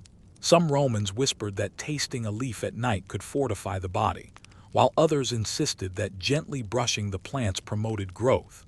You run your fingers along a leaf, noting its texture and moisture. Nearby, the soft rustle of a servant adjusting lanterns blends with distant city noises. You pause to listen, recognizing how Roman life is an intricate layering of human activity. The quiet attentiveness of domestic service, the faint hum of the urban environment, and the rhythmic natural sounds of garden life. You probably won't survive this evening without noting how these layers interweave into a seamless sensory experience, training attention and patience while also offering subtle pleasure. Fringe details continue. Some whispered that certain wind directions at night could influence dreams, while others insisted that standing quietly near specific herbs heightened intuition. You experiment subtly, inhaling the night air and letting the scent of rosemary and mint sharpen your awareness. In a small alcove, a bench awaits, its surface worn smooth from years of use. You sit, letting the cool stone temper the warmth of your body. You probably won't survive this evening without noticing the intentional design of Roman gardens. Spaces for pause, reflection, and social interaction interwoven with paths, plants, and water features. Historians still argue whether these were primarily functional or aesthetic, but here, they feel wholly purposeful. Fringe rituals appear once more. Some Romans would trace patterns in the gravel while sitting, believing it promoted focus and contemplation, while others whispered small prayers to the household gods, seeking guidance or gratitude. You trace a loose pattern with a finger, letting your mind drift gently over the day's experiences. The distant murmur of neighbors, perhaps attending a private gathering or tending their own gardens, blends with the intimate sounds of your household. You probably won't survive this evening without appreciating how interconnected Roman life was. Private reflection within domestic gardens, yet always layered with social and environmental cues. Fringe details continue to surface. Some Romans claimed that sitting quietly while observing nocturnal insects improved fortune, while others insisted that subtle tactile engagement with the garden's stones and plants invited protective energy. You allow yourself to notice each texture, each scent, each sound, letting the small details anchor your presence. As the night deepens, the garden feels both expansive and intimate. You notice the faint glow of the moon reflected in the pool, the gentle sway of herbs in a soft breeze, and the occasional croak of a frog from the edge of a path. You probably won't survive this evening without noting how Romans extended domesticity outdoors. The peristyle garden was a bridge between the structured indoor spaces and the dynamic city beyond, a place where sensory engagement, ritual, and quiet contemplation intertwined. Fringe observations linger. Some whispered that walking barefoot on cool stones sharpened awareness, while others swore that touching leaves while reciting a short verse enhanced memory and insight. You move slowly along the paths, letting your feet feel the uneven surfaces and your fingers brush leaves, fully absorbing the garden's layered experience. Finally, you settle near the central fountain, the soft splash of water a gentle lull against the distant city hum. The night air carries scents, sounds, and sensations of the day's labor, leisure, and ritual. You probably won't survive this evening without noticing how the garden serves as both retreat and observation point, a space where Romans connect with nature, spirituality, and each other. The flickering lamplight, the faint rustle of herbs, the distant city noises, and the occasional splash of the fountain coalesce into a sensory lullaby. Fringe rituals linger. Some whispered that listening to water at night aligned the mind with cosmic rhythms, while others insisted that sitting quietly under moonlight encouraged insight and calm. You inhale deeply, letting the combined experience settle into your body and mind. The garden becomes a sanctuary as you finally recline against the bench, closing your eyes briefly. You probably won't survive this evening without noticing how the combination of tactile, olfactory, auditory, and visual stimuli weaves together the quiet architecture of Roman domestic life. The work of the day, the leisure of the evening, the soft ritual of prayer, and the meditative pace of the garden all merge into a single, harmonious rhythm. You let the faint scents of mint and rosemary, the gentle ripple of water, and the whisper of the night air anchor your senses, preparing the body and mind for the final descent toward rest. You leave the peristyle garden with the soft scrape of sandals against the stone and step back into the enclosed warmth of the atrium. The transition from night air to indoor lamplight feels comforting, like returning to a familiar rhythm after a gentle detour. You probably won't survive this evening without noticing how Romans deliberately orchestrated the flow of spaces in their homes.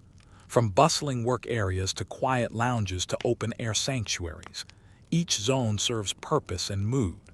So, before you drift fully into the next layer of domestic evening, take a moment to like the video and subscribe, but only if you genuinely enjoy what I do here. And leave your location and local time.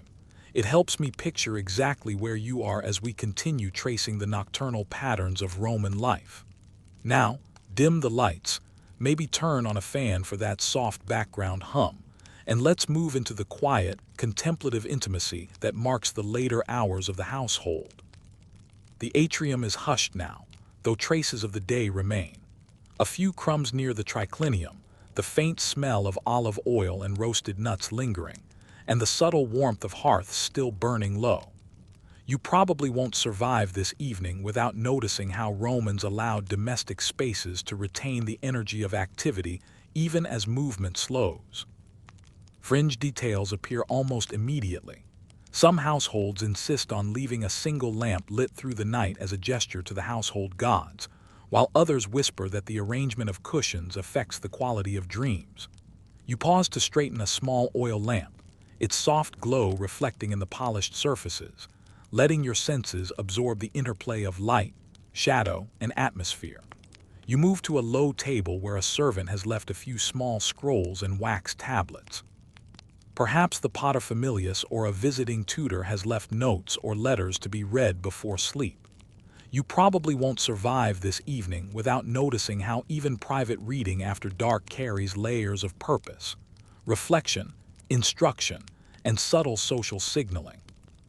Historians still debate whether these evening readings were widespread practices among average Roman families or primarily confined to wealthier households, but the tactile feel of the scrolls and the faint scent of ink suggest that the act itself carries value beyond the content.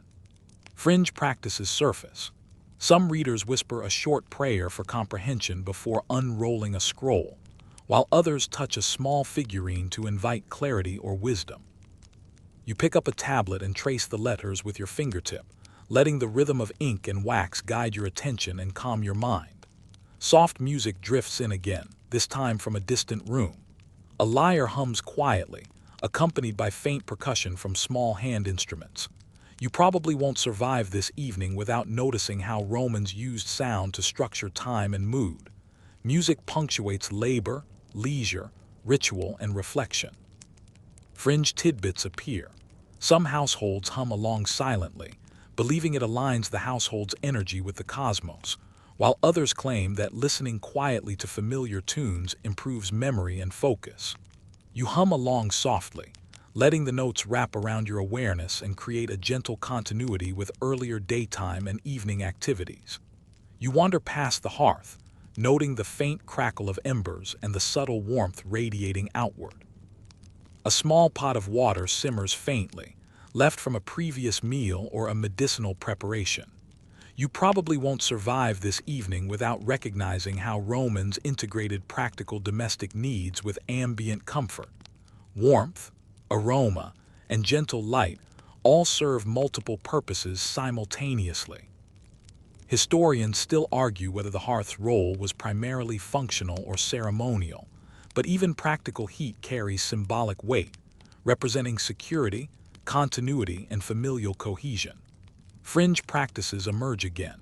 Some families whispered to the fire while stirring water, believing it absorbed minor worries, while others brushed a hand along the pot as a gesture of gratitude for sustenance. You pause, letting the warmth settle into your hands and shoulders, grounding yourself in physical and sensory awareness. Nearby, a small game of latrunculi sits paused from earlier, pieces in mid-battle formation. You probably won't survive this evening without noticing how Romans integrated leisure seamlessly into their daily routines. Games like this were not merely for amusement. They taught strategy, patience, and subtle competition, all within the safe bounds of domestic space. Fringe customs linger.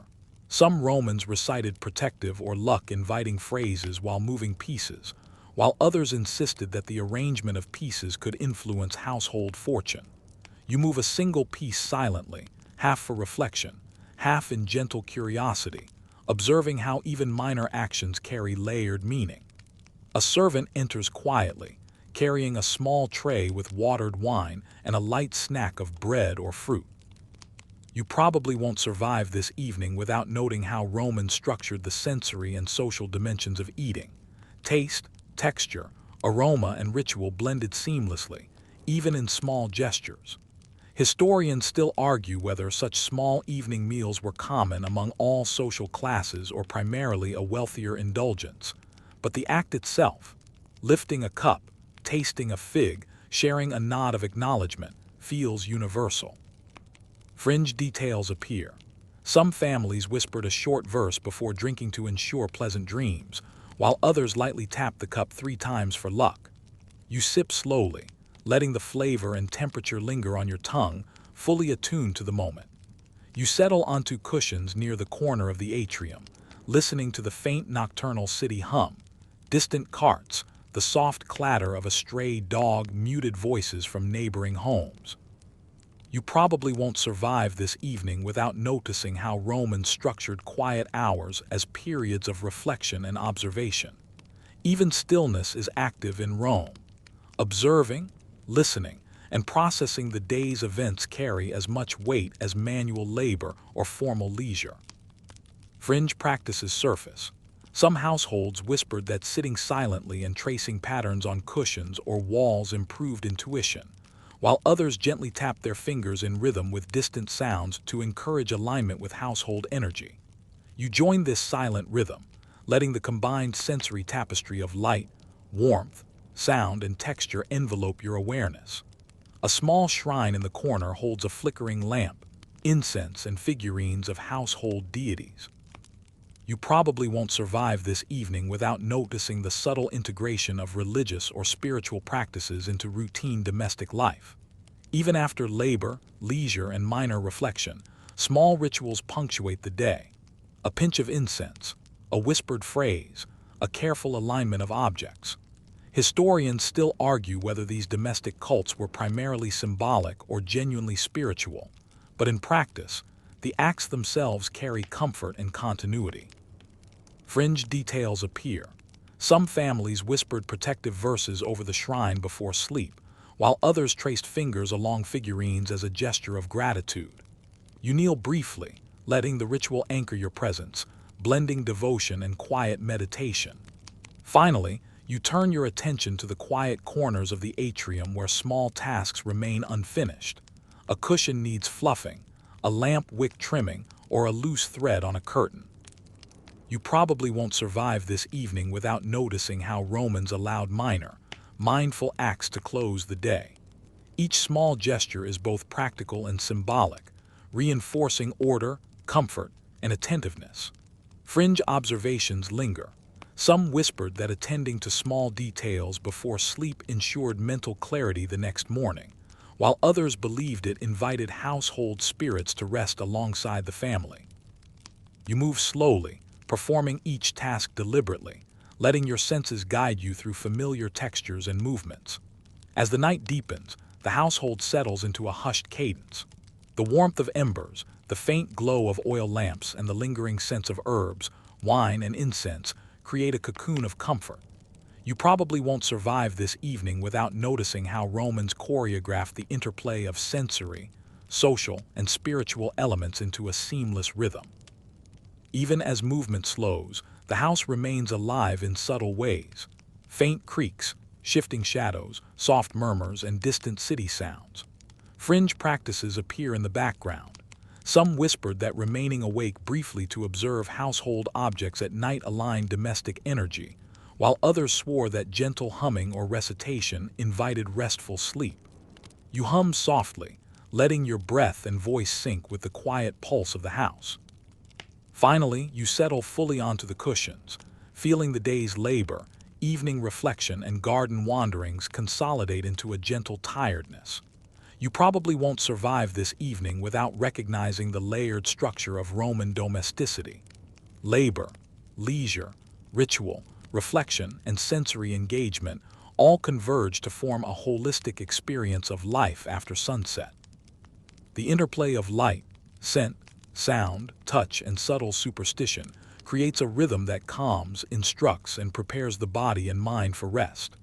You let your eyes close briefly, inhaling the faint scent of herbs and smoke, feeling the soft warmth of cushions and lamplight, and allowing the household's quiet heartbeat to carry you toward the final stage of night. You stretch lightly, letting the warmth of the atrium cushion seep into your stiff muscles, and prepare to move toward the final evening rituals, personal care, quiet contemplation, and preparation for rest. You probably won't survive this part of the night without noticing how Romans structured these intimate moments with precision and attention. So, before you drift further into these private routines, take a moment to like the video and subscribe, but only if you genuinely enjoy what I do here. And post your location and local time, so I can imagine exactly where you are as Rome hums softly around us. Now, dim the lights, maybe turn on a fan for that soft background hum, and let's trace the subtle rhythms of personal evening care and reflection. A servant brings a small basin filled with water, gently warmed over the fading hearth embers. You kneel to wash your hands and face, the cool liquid awakening your senses while washing away traces of labor and leisure from the day. Fringe practices rise immediately to mind. Some Romans believed that washing at night cleared both the body and spirit of accumulated stress, while others whispered that sprinkling a few drops over the head ensured protection from restless dreams. You probably won't survive this evening without noticing how even simple acts of cleanliness carry layers of ritual, sensory engagement, and subtle superstition. Reaching for a small comb, you begin smoothing your hair, feeling each strand and noting the residual texture of dust and oil. Historians still debate whether Romans prioritized personal grooming for hygiene, aesthetics, or social signaling, but standing here, comb in hand, it feels inseparable from all three. Fringe tidbits appear again. Some insist that combing hair in a clockwise motion encourages favorable fortune, while others quietly recite a line of poetry or a prayer during the act. You probably won't survive this evening without sensing the meditative rhythm inherent in these repetitive gestures, each stroke a small act of care and attention. Nearby, a small table holds oils, balms, and unguents. You carefully massage a fragrant mixture into your hands, noting the subtle heat, stickiness, and scent. You probably won't survive this evening without appreciating how Romans layered sensory pleasure onto practical routines. Tactile engagement, aromatic stimulation, and slight warming combine into a deeply satisfying ritual. Fringe practices continue. Some families insist on whispering a protective phrase while applying oils, while others gently touch the forehead or chest afterward to seal the benefit. You follow the motion slowly, letting your awareness attend to texture, scent, and movement. You move next to a small mirror of polished metal. Your reflection flickers in the lamplight, and you probably won't survive this evening without noticing how Romans integrated visual feedback into private care. Adjusting hair, smoothing robes, and checking minor imperfections is both practical and symbolic, a preparation for public presentation and self-regard. Historians still argue whether daily grooming was mostly utilitarian or socially performative, but here it feels entirely personal, a space where care, observation, and self-reflection converge. Fringe observations surface. Some Romans whispered affirmations while examining their reflection, believing it strengthened personal fortune or confidence, while others lightly touched a figurine beside the mirror to invoke protection. You linger a moment, appreciating the quiet intimacy of self-attention. The faint crackle of the hearth and the low hum of the city outside frame your movements. You probably won't survive this evening without noticing how Romans blended environmental awareness into private routines. The warmth of embers, flickering lamplight, and ambient city sounds all serve to shape mood and perception. Fringe practices appear subtly. Some households whispered to the fire while grooming, believing that heat absorbed fatigue and minor worries, while others gently swirled oils in the palms to harmonize bodily energy. You follow the motion slowly, letting tactile, visual, and auditory cues guide your calm. Next, you move to small garments and linens prepared for sleep. You probably won't survive this evening without noticing how Romans structured even clothing and textiles to complement rest. Light, breathable tunics, soft fibers, and carefully arranged bedding encourage comfort and psychological ease. Historians still debate whether evening attire had purely practical purposes, or whether symbolic and aesthetic values were equally important. But here, the textiles feel deliberately chosen to harmonize with the body and surroundings. Fringe details arise again. Some Romans whispered prayers into fabric folds, believing it absorbed protective energy, while others traced gentle patterns along the surface as a meditative act. You adjust the linens carefully, noting texture, weight, and aroma. A small shelf holds personal items, scrolls of poetry, small figurines, and occasionally minor jewelry. You probably won't survive this evening without recognizing how Romans blended reflection and adornment into the winding down process. Reading a brief verse, handling a small object, or arranging jewelry is both contemplative and expressive. Fringe practices continue. Some whispered lines from poems allowed to encourage pleasant dreams, while others touched figurines for spiritual comfort. You pick up a tiny bronze dog, running your fingers over its surface, imagining it guarding your sleep. You probably won't survive this evening without letting imagination mingle with tactile sensation. You sit quietly for a few minutes, letting your gaze wander across the atrium. The The soft flicker of lamps, gentle shadows, and muted city hum combine into a sensory lullaby.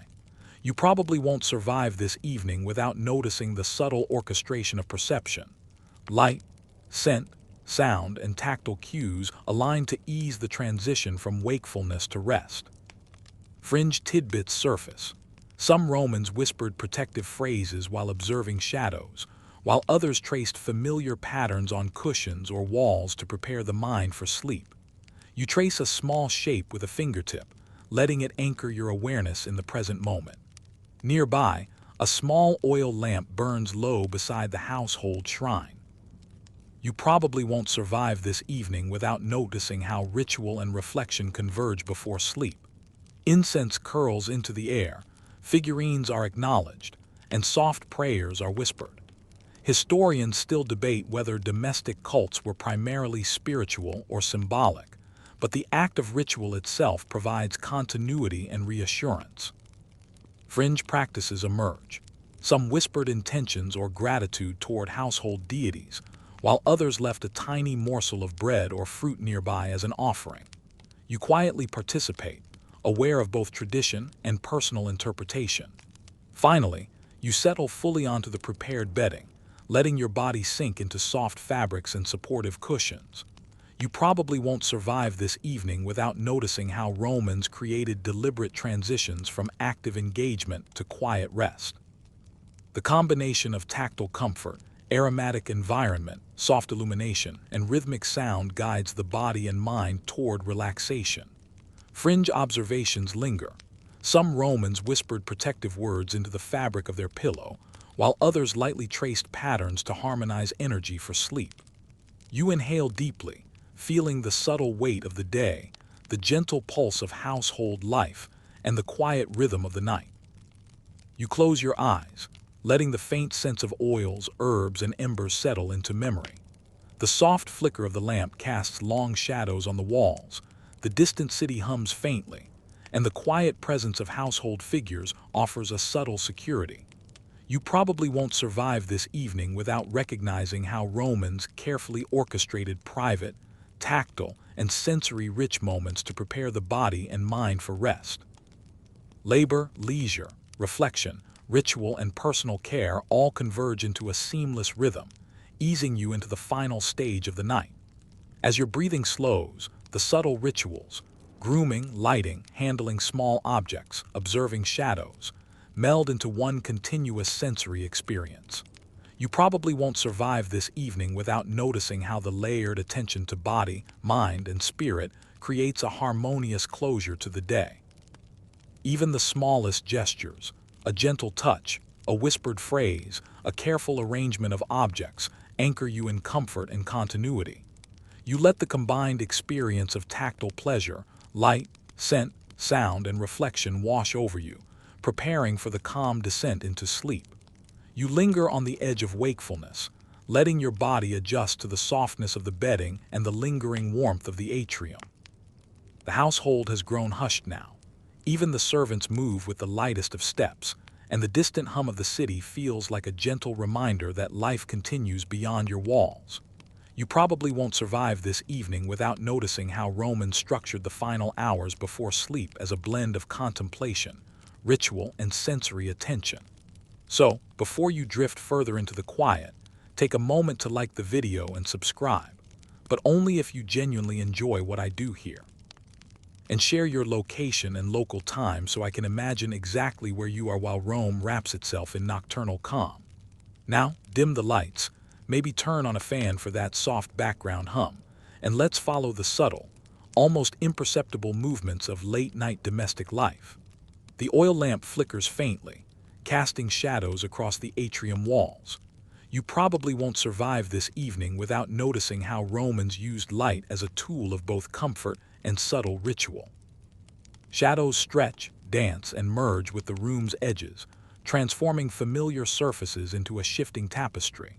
Fringe practices surface immediately. Some whispered that observing the lamp's reflection in polished surfaces enhanced intuition, while others traced shapes in the flickering shadows to invite protection or calm. You follow the movement of light across walls and floors with a gentle awareness, letting the rhythm soothe your mind. You reach for a small vial of scented oil, gently inhaling its aroma before applying a few drops to your temples. The fragrance, perhaps rose, myrrh, or lavender, mingles with the faint smoke of the lamp and the residual scent of herbs from the garden. You probably won't survive this evening without appreciating the way Romans layered sensory engagement into personal care. Smell, touch, and gentle warmth create a holistic, calming experience.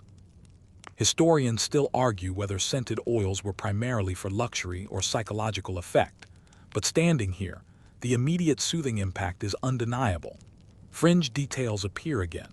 Some whispered short prayers while massaging oils, while others traced symbols onto the skin to seal their protective power. Nearby, the small shrine glows softly. You probably won't survive this evening without noticing the delicate interplay between domestic religion and personal reflection. Even as your body relaxes, small rituals, lighting incense, bowing slightly, touching figurines anchor the mind and spirit. Historians still debate whether these domestic acts were strictly spiritual or also social cues for the family, but you feel the calming continuity they provide. Fringe practices continue. Some families recited a brief verse to household gods while extinguishing lamps, while others left a tiny morsel of food beside figurines for protection during sleep. You perform a small gesture of acknowledgement, letting the quiet ritual merge seamlessly with your senses. A faint breeze drifts through the open atrium windows, rustling leaves and causing shadows to ripple across the floor.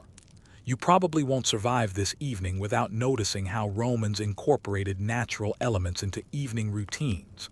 Sound, temperature, and subtle movement all contribute to mental calm and bodily relaxation. Fringe tidbits arise. Some whispered that listening to wind through leaves while reclining enhanced dream clarity, while others softly touched nearby herbs to absorb protective energy. You inhale deeply, letting the fresh night air mingle with the lingering aromas of oil, incense, and faint smoke. Your gaze drifts toward a small collection of scrolls and tablets left at the side of the room. You probably won't survive this evening without noticing how Romans allowed for quiet intellectual engagement before sleep. Reading a few lines of poetry, reflecting on philosophy, or jotting a note in wax is part of winding down. Historians still debate whether evening reading was primarily for moral reflection, education, or personal enjoyment, but the act itself is meditative. Fringe practices appear. Some whispered a protective phrase before opening a scroll, while others lightly touched a small figurine, believing it enhanced comprehension or absorbed wisdom.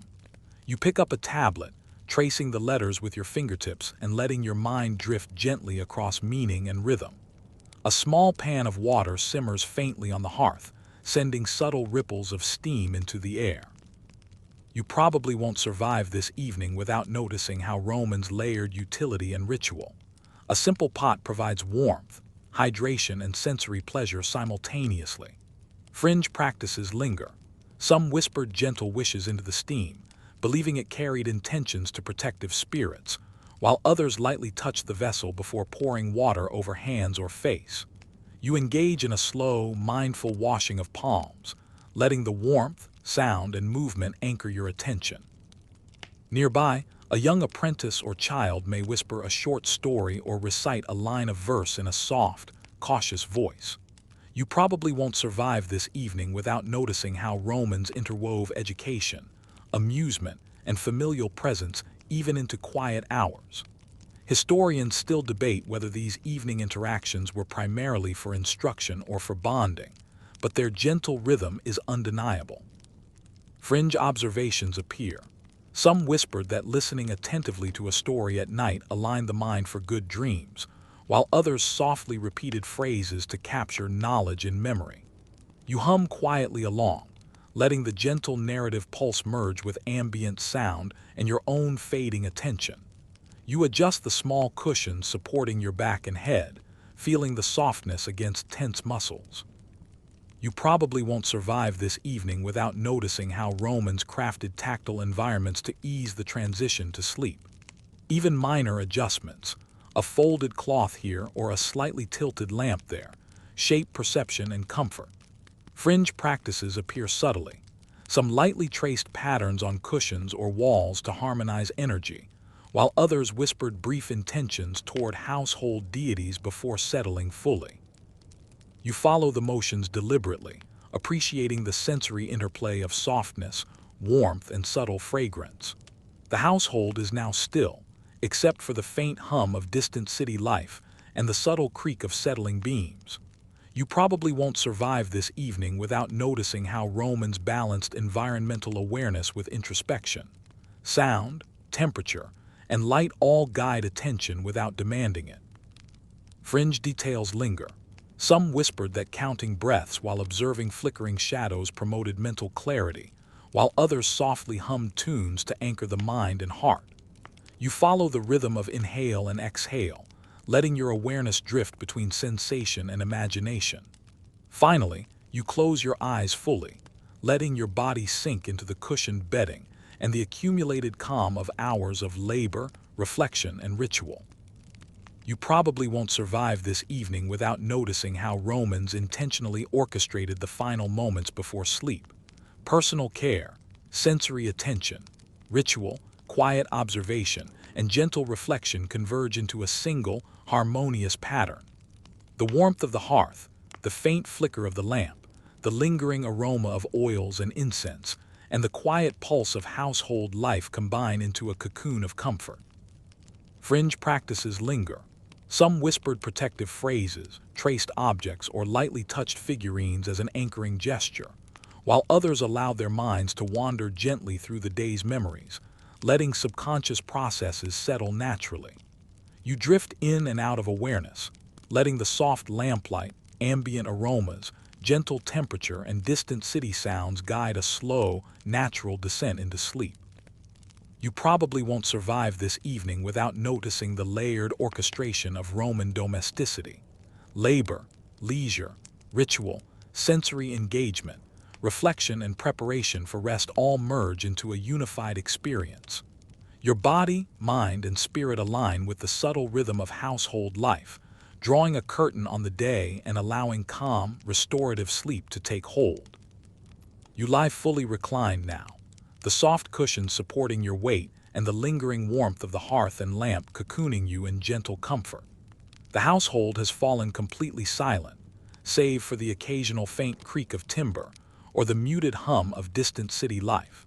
You probably won't survive this evening without noticing how Romans orchestrated the final minutes of wakefulness with careful attention to sensory detail, ritual, and mental preparation for rest. So before you allow your awareness to drift entirely, take a moment to like the video and subscribe, but only if you genuinely enjoy what I do here. And post your location and local time. I love picturing exactly where you are as Rome slows and softens into night. Now, dim the lights, maybe turn on a fan for that soft background hum, and let's follow the household as it completes the final layers of evening life. A final glance around the atrium reveals the subtle artistry of domestic order. Lamps flicker, casting dancing shadows over polished bronze vessels, woven mats, and small tables arranged with care. You probably won't survive this evening without noticing the layered interaction of light, reflection, and spatial arrangement. Fringe practices appear almost imperceptibly.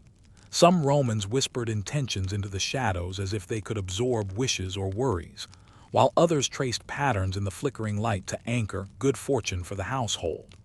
Historians still debate the extent to which such intimate superstitions permeated daily Roman life, but the act itself, regardless of belief, provides structure and reassurance. You reach for the last small object of attention, a figurine of a household deity resting near the shrine.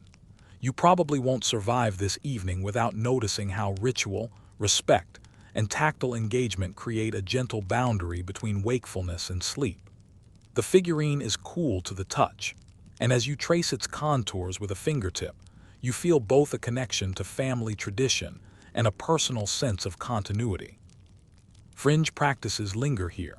Some whispered a quiet blessing as the final act of attention, while others lightly tap the figure to seal protective energy.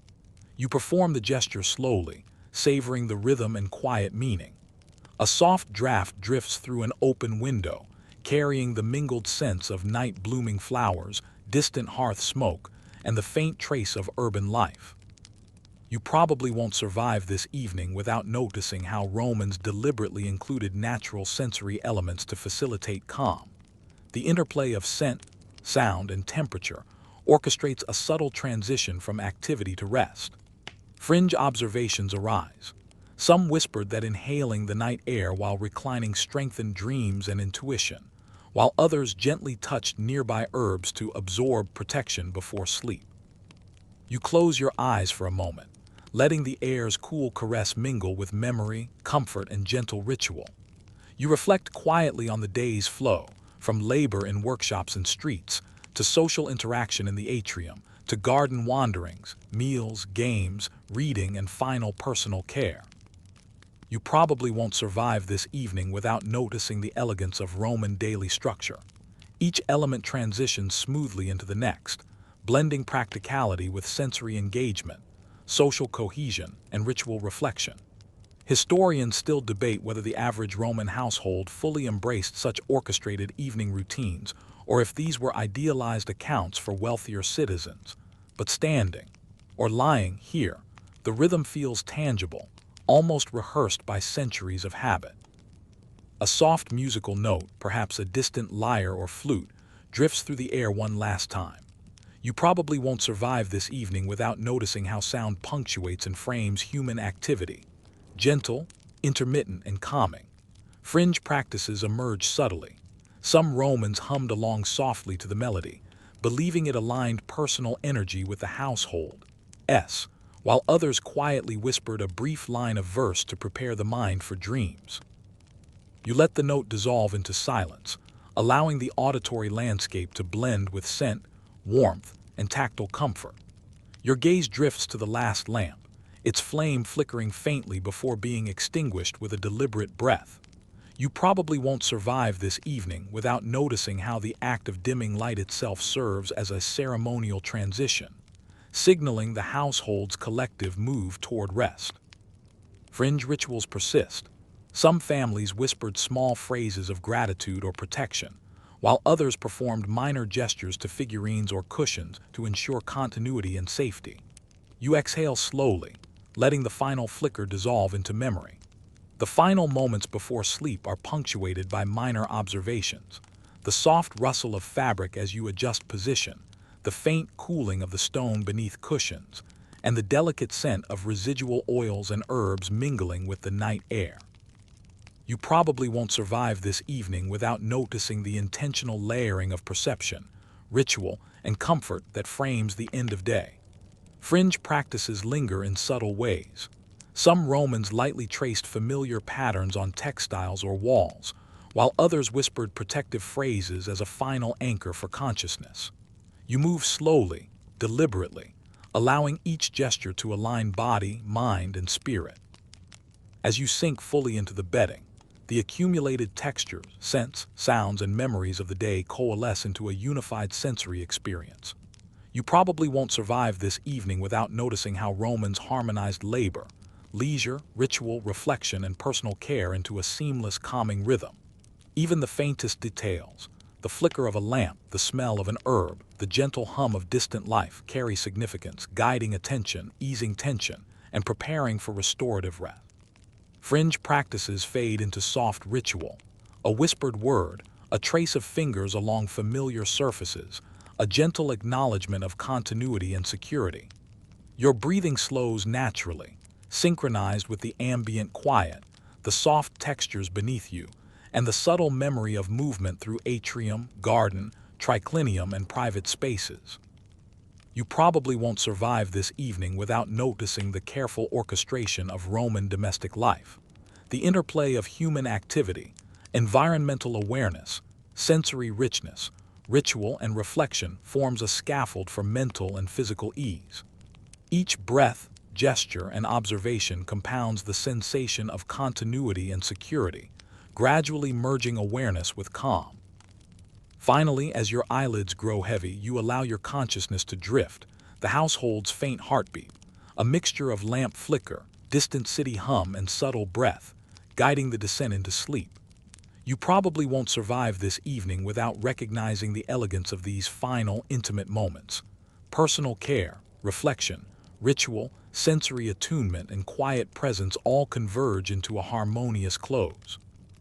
You exhale fully, surrendering to the rhythm of night, and feel the calm weave into every fiber of your body and mind. Now, the day's activities dissolve into gentle memory. The bustling streets, the warm atrium, the fragrant peristyle garden, and the delicate rituals of care and reflection all settle into a soft, continuous thread of sensation.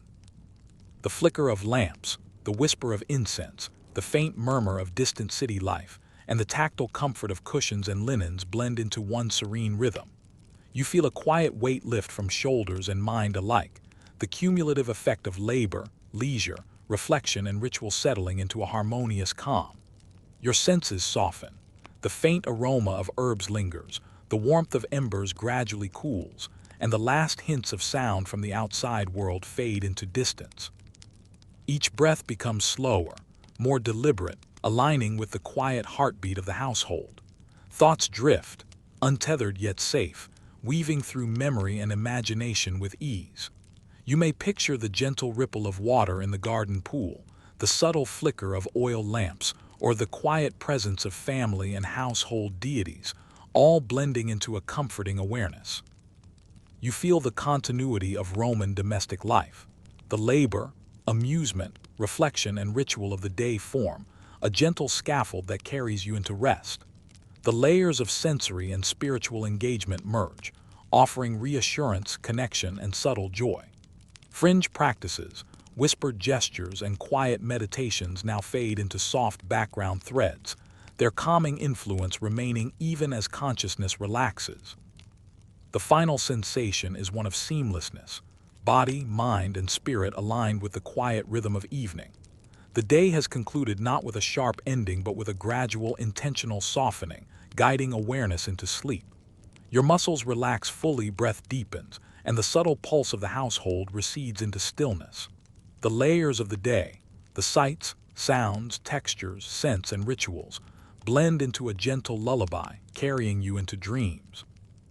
Now dim the lights completely, allow your mind to drift unhurriedly, and feel the calm of Roman evening life wrap softly around you. Every small gesture, every scent, every flicker of light, every quiet reflection has led to this moment. Your body and mind are ready. Sleep comes slowly, deeply, and safely as the rhythms of the day settle into memory and dream. Sweet dreams.